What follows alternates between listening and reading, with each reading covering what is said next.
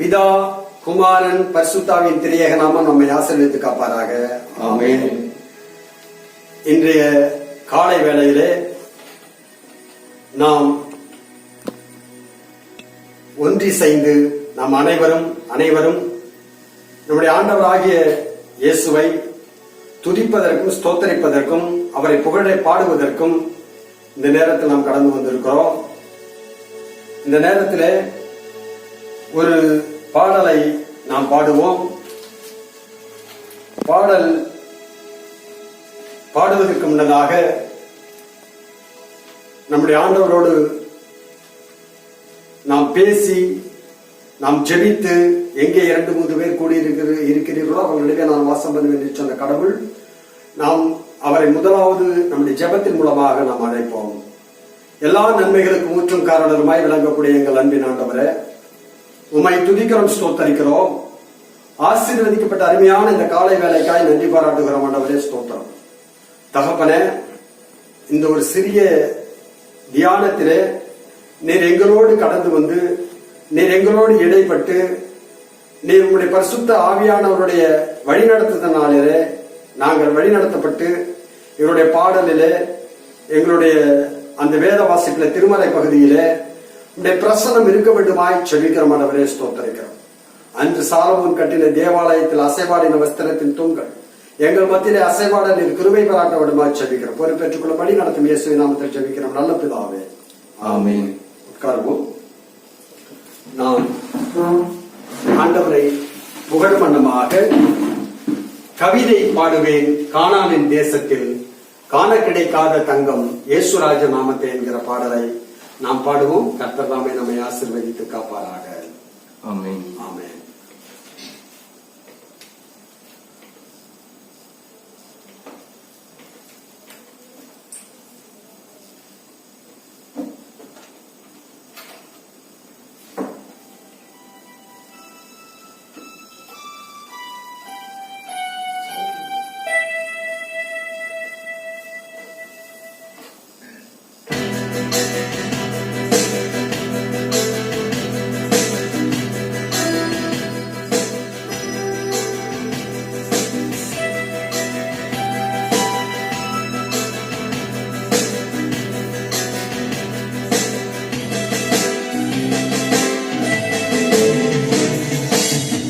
கவிதை பாடுவேன் கானானின் தேசத்தை, காண கிடைக்காத தங்கம் இயேசுராஜ நாமத்தை.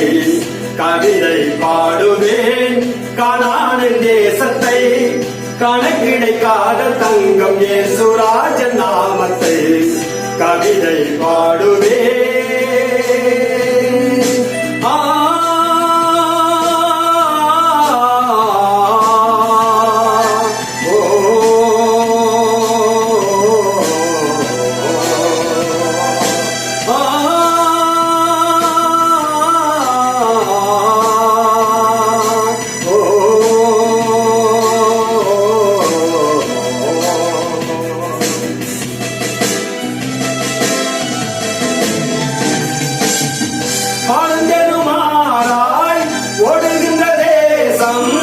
பரிசுத்த பரமன் தந்த ஜீவதேசம், பழுந்தெனுமாறாய் ஒடுகின்ற தேசம்.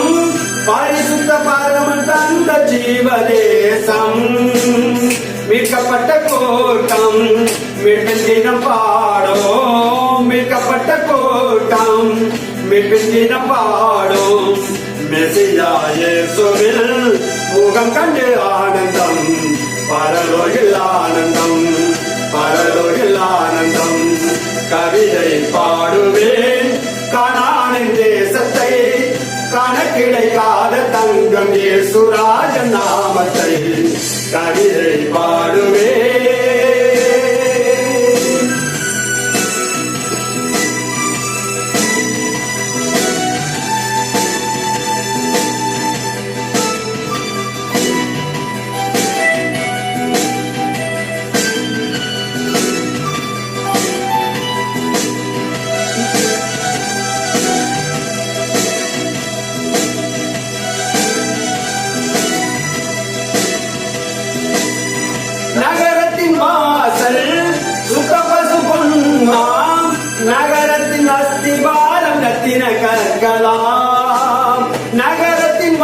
வாசல் சுத்த பசு பொன்னாம் நகரத்தின் அஸ்திவாரம் ரத்தின கற்கலாம் சந்திரன் சூரியன் வெளிச்சமும் இல்லை சந்திரன் சூரியன் வெளிச்சமும் இல்லை ரட்சிப்பின் ஜனங்களோ அதில் நடப்பார்களே இயேசுவே வெளிச்சமாம் இயேசுவே வெளிச்சமாம் கவிதை பாடுவேன் கானானின் தேசத்தை கணக்கிடைக்காத தங்கம் இயேசுராஜ நாமத்தை கவிதை பாடுவேன்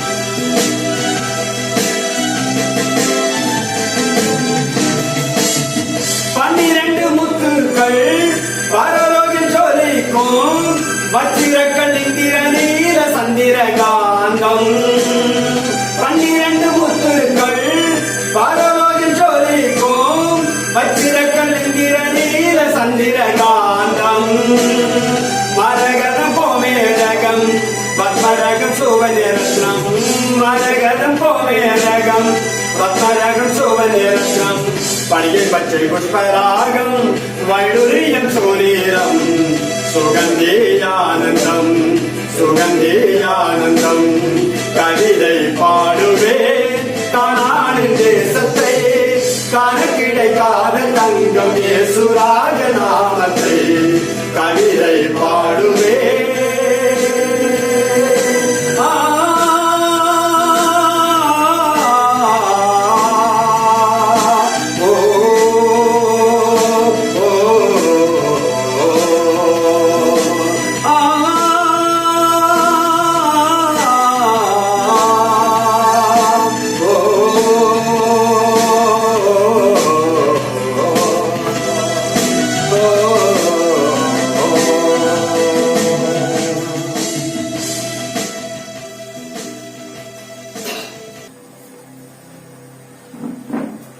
அந்தபடியே இந்த காலை தியானத்திற்காக நாம் தெரிந்து கொள்ளப்பட்ட திருமறை பகுதி ஆதியாகமம் 1ஆம் அதிகாரம் 26, 27 வசனங்களை நம்மிடையே இருக்கக்கூடிய முனைவர் பேராசிரியர் பாலு அவர்கள் இந்த 2 வசனங்களையும் வாசிப்பார்கள்.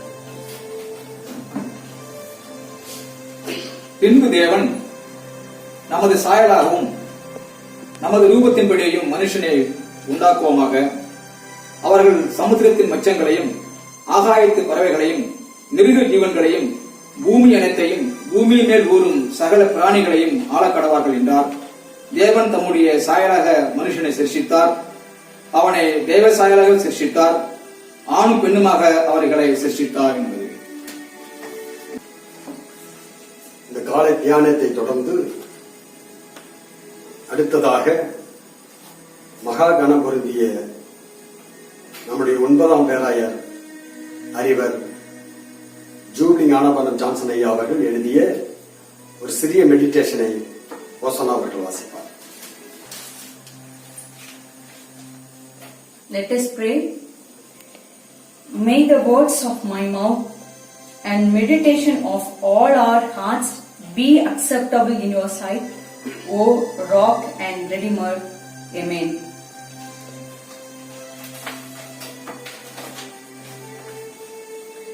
Let us remember 12th death anniversary of our beloved 9th Bishop of Right Reverend Dr.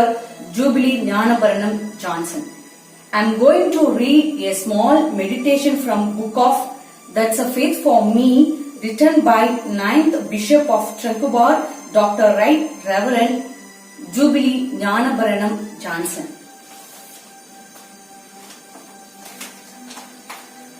A little sin. Dead flies can make a whole bottle of perfume stink, and a little stupidity can cancel out of the greatest wisdom. Ecclesiastes chapter 10 verses 1. A little sin is like a dead fly in a good ointment. A little sin is like a spark in dynamite. A little sin is like a drop of poison in the large jug of milk. A little sin is like a hole in the bottom of a boat. A little sin is like the stroke of an axe against the trunk of a tree. Lord Jesus, protect me from committing small sins. I commit them without realizing how dangerous they are. They lead me to commit greater sins. Help me, Lord, to fight against the little sins and the great sins. Amen.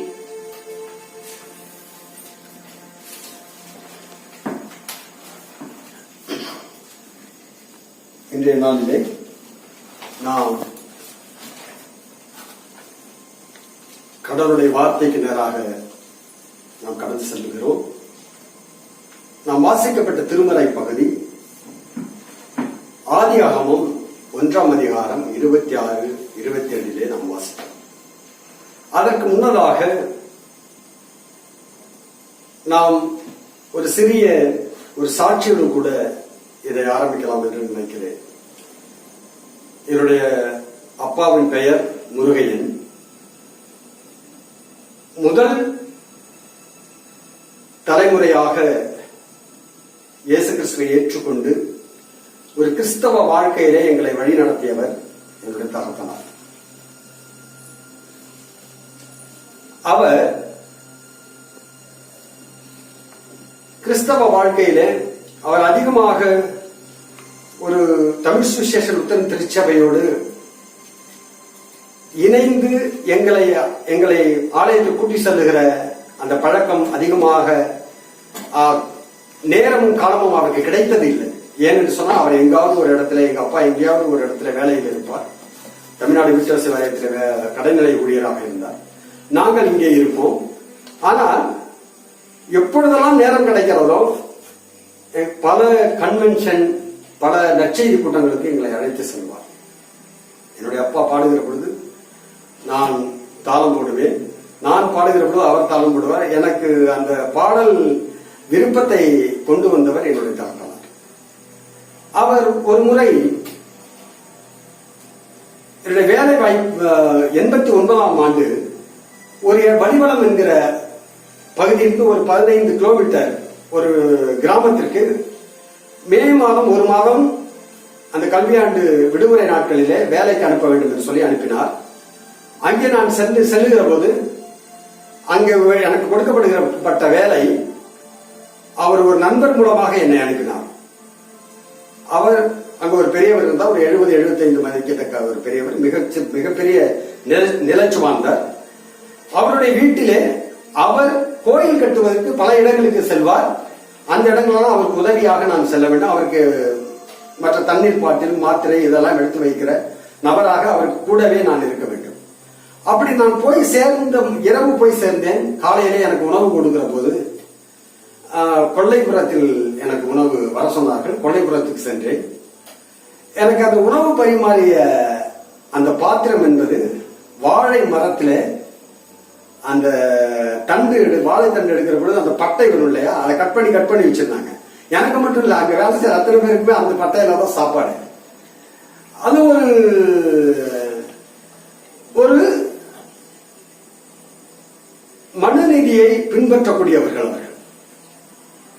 ஆகவே எனக்கு உணவை அவர்கள் ஆச்சாரத்தின் பிரகாரமாக, அவருடைய மத சடங்கின் பிரகாரமாக, பார்த்தால் தீட்டு தொட்டால் தீட்டு என்கிறதின் பிரகாரமாக எனக்கு அந்த வாழை பட்டையிலே உணவு கொடுத்தார்கள்.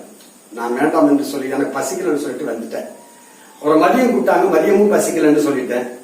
இரவு பசி தாங்கல, திரும்ப அந்த வீட்டுல போயிட்டு அவங்க இரவு சாப்பாடு கொடுத்தாங்க. அந்த பட்டையில தான் சாப்பிட்டேன். மறுநாள் காலையில அவங்கள்ட்ட காசு வாங்கிட்டு நான் வேலை பிடிக்கலன்னு சொல்லிட்டு காசு வாங்கிக்கிட்டு நான் ஊருக்கு வந்து நாகப்பட்டினத்துல என்னுடைய அப்பா இருந்தாங்க. நான் நாகப்பட்டினம் வந்து சேர்ந்துட்டேன். இதை எதுக்கு சொல்கிறேன் என்று சொன்னால், நான் அந்த ஆதியாகமம் 1ஆம் அதிகாரம் 26-27 வசனத்தை வாசிக்கிற பொழுது ரொம்ப ஆச்சரியப்படுவேன்.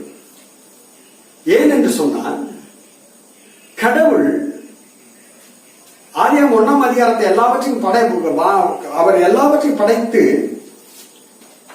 அவர் வெளிச்சத்தை படைக்கிறார், ஆகாயத்தை படைக்கிறார், வெளிச்சத்திற்கு பகலும் இரவும் என்று பெயர் வைக்கிறார். அப்புறம் மெட்டாந்தரையை படைக்கிறார், அதுக்கு பூமி என்று பெயர் வைக்கிறார். ஜீவ ஜந்துக்களை படைக்கிறார்.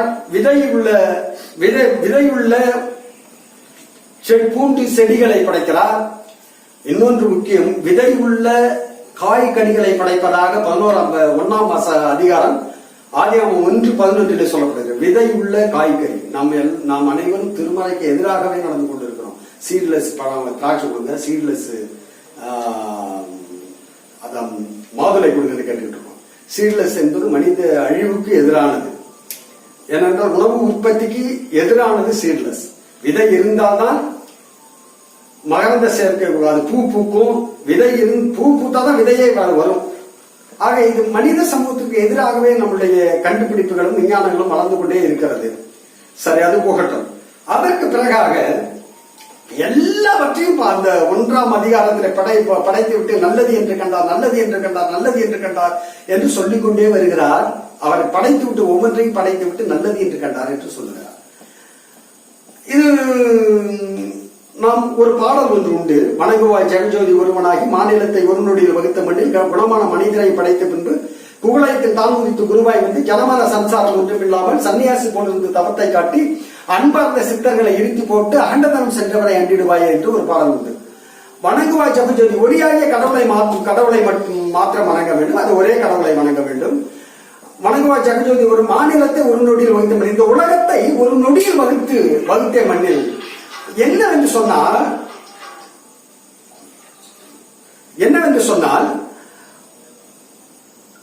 பிதாவாகிய கடவுள் இந்த பூமியை படைக்கிற பொழுது பெரிய ஒரு திட்டமிடல் எல்லாம் இல்ல. இதை எங்க வைக்கலாமா, ஜலத்தை எங்க வைக்கலாமா, நீரை சமுத்திரத்தை எங்க வைக்கலாமா, மலைகளை எங்க வைக்கலாமா, புல் புண்டை எங்க வைக்கலாம், அப்படியெல்லாம் யோசிக்கவே இல்லை. அது உலகம் உண்டாக கடவுள் என்று சொன்னால் உண்டாயிற்று. அதுதான் இந்த சித்தருடைய பாடல்கள் வருது. மாநிலத்தை உன்னுடைய வகுத்த மண்ணில் குணமான மனிதரை படைத்த பின்பு என்று சொல்லுகிறார். அப்போ தனது சாயலாக, கடவுளுடைய சாயலாக மனிதனை படைத்தார் என்று சொல்லப்படுகிறது. ஆனால் மற்ற இடங்களிலே இது மிகப்பெரிய, நான் பிதாவாகிய கடவுளை, கர்த்தரை, அவரால் அனுப்பப்பட்ட இயேசுவை சொந்த ரட்சகராக ஏற்றுக்கொள்வதற்கு ஒரு பெருமிதம் என்னவென்று சொன்னால் அவருடைய சாயலாக என்னை படைத்திருக்கிறார். இதுல ஒதுக்குதல் என்பதே கிடையாது. நீ அங்க பிறந்தவன், நீ இன்னொரு இடத்துல பிறந்தவன், நீ இன்னொரு இடத்துல பிறந்தவன், நீ இன்னும் கீழே பிறந்தவன், இல்ல 4 இடத்துலயுமே பிறக்காத இன்னும் வேற ஒரு இடத்துல பிறந்தவன் ஒதுக்குவதற்கு இங்கு வேலையே இல்லை. ஆக நாம் சற்று புரிந்து கொண்டோம் என்று சொன்னால் இங்கே கடவுள் தன்னுடைய சாயலாக படைத்திருக்கிறார். நான் முன்னே என்னுடைய சாட்சியை சொன்னேன் இல்லையா, எனக்கு வாழைப்பட்டையில சோறு போட்டாங்கன்ட்டு. நீங்க அங்க மட்டும் இல்ல, கிறிஸ்தவர்கள் மத்தியிலேயும் இன்றைக்கு சாதிய கிறிஸ்தவர்கள் இருந்து கொண்டிருக்கிறார். பொருளாதாரத்திலே நான் மேலானவன், பொருளாதாரத்திலே ஒருவன் கீழானவன் என்று சொல்லி ஒதுக்கக்கூடிய சூழலிலே இருக்கிறார். நாம் அந்த ஆதியாகமத்திலே நாம் பார்த்தோம் என்று சொன்னால் ஆபேல் காயின் இருவரும் ஒரே தகப்பனுடைய பிள்ளைகள், இருவரும் ஒரே தொழிலை செய்கிறார். ஒருவர் உழவு தொழில், ஒருவர் ஆடு மேய்க்கிற தொழில். இருவரும் காணிக்கையை கொண்டு போகிறார்கள்.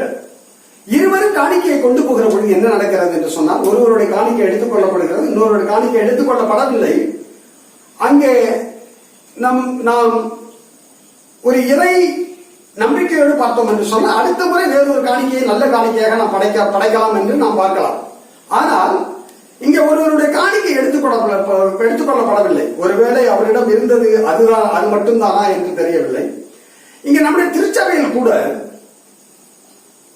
இந்த ஹார்வெஸ்ட் பண்டிகையில ஆசீர்வாத தட்டு வைப்பாங்க. ஆசீர்வாத தட்டு 1 லட்சம் 1 லட்சம் ஓடும்.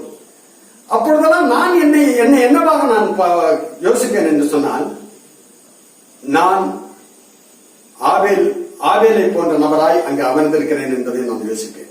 ஏனென்று சொன்னால் எனக்கு அப்படி காணிக்கை கொடுப்பதற்கு ஒரு தட்டு முழுவதும் கொழுத்த காணிக்கைகளை, மோதிரம், காசு, விலையுயர்ந்த ஆடைகளை வைப்பதற்கு அநேக ஏழைகளுக்கு அங்கே இடமில்லை. வாய்ப்பில்லை. இடமில்லை என்று சொல்வதல்ல, வாய்ப்பில்லை. அவர்களால் முடிந்த அளவிற்கு ஏழை விதவை 2 காசுகள் போட்டார்கள் அல்லவா? அப்படிப்பட்ட நிலையிலே தான் இன்றைக்கு திருச்சபையை தாங்கிக் கொண்டிருக்கிற லட்ச ஏழை மக்கள் இந்த திருச்சபையில் இருந்து கொண்டிருக்கிறார். இன்னும் அநேக திருச்சபையில ஆலயங்களில கிறிஸ்துமஸ்க்கு ஆடைகள் தைப்பதற்கு கூட இல்லாமல் பல விசுவலூர், இன்னும் சங்கரமண்டல், பாலூர், மேலமடப்புறம் இப்படிப்பட்ட இடங்களிலெல்லாம் நான் கிறிஸ்துமஸ்க்கு ஆடை எடுத்து நான் பார்த்ததே கிடையாது. ஆனால் சந்தோஷமாக ஆண்டவர் இயேசு கிறிஸ்துவினுடைய பிறப்பை கொண்டாடுவார்கள்.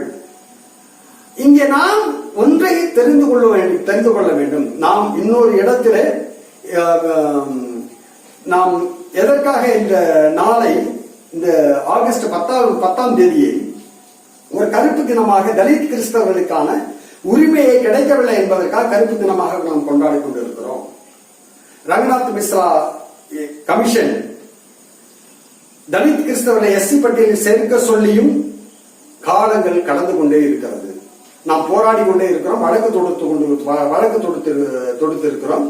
அதை ஃபாலோ பண்ணி முன்னெடுத்து செய்து கொண்டே இருக்கிறோம். சரி, அங்கே போராடி கொண்டிருக்கிறோம். திருச்சபைக்குள்ளே